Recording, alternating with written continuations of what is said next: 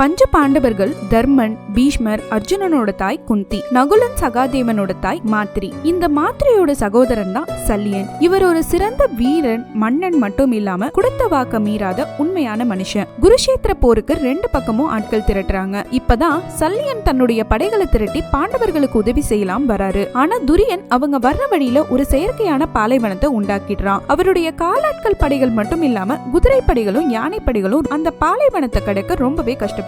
இவங்க கொண்டு வந்த நீர், உணவு எல்லாம் அங்கே தீர்ந்தும் போகுது. இப்போதான் இவருடைய கண்ணுல அன்னச்சத்திரம் ஒண்ணு படுது. அங்க மனிதர்கள் மட்டும் இல்லாம யானைகள், குதிரைகள்னு எல்லாரும் உணவு உண்டு இளைப்பாடுறாங்க. சல்லியன் தனது படையினர் இளைப்பாடுறத பார்த்து மகிழ்ச்சியில இந்த சத்திரத்தை உண்டாக்குனவங்களுக்கு என் உடல், பொருள், ஆவி அத்தனையும் கொடுப்பேன் வார்த்தையை விட்டுறாரு. அது வரைக்கும் மறைஞ்சிருந்த துரியன் இப்போ வெளியே வந்து உடல், பொருள், ஆவி எல்லாம் எனக்கு வேணாம், என் பக்கம் நின்னு போரிடுங்க போதும் சொல்றான். செஞ்சோற்ற கடன் தீக்க கௌரவர்கள் பக்கம் போரிடுறாரு சல்லியன்.